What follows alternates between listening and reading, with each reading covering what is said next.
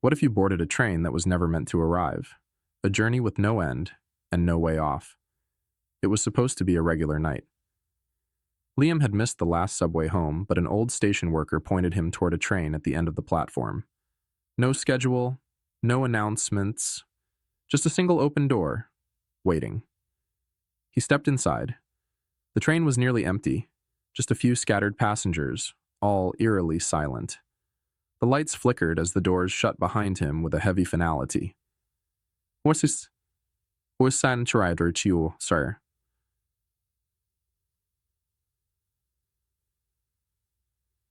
No signal.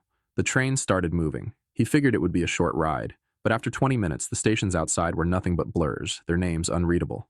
His stomach twisted. Had he gotten on the wrong train? He stood up, walking toward the conductor's cabin. As he passed the other passengers, his skin prickled.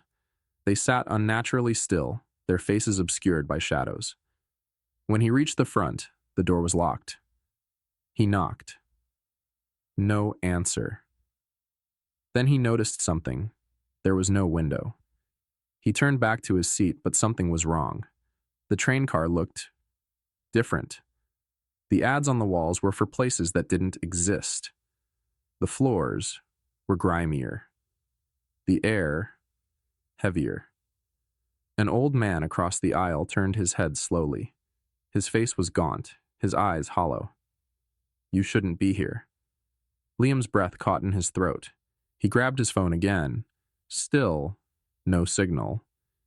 The emergency button on the wall, dead. The train wasn't stopping. The windows showed nothing but darkness now, no tunnels, no city lights, just an endless void rushing past. He ran to the next car, more passengers. They all turned at once, their eyes black, their mouths moving in silent words he couldn't hear. He stumbled back, heart pounding. This wasn't real. It couldn't be real. Then the PA system crackled, a voice, deep and distorted. Next stop. The last stop. The train lurched, the lights dimmed to a sickly yellow. The doors at the far end of the car slammed open. A figure stepped in. It was tall, its limbs too long, its face smooth and featureless. It moved without sound, gliding toward him. Liam turned and ran, sprinting through car after car. But the train was different now. The seats were rotting. The passengers were melting into the floor, whispering his name.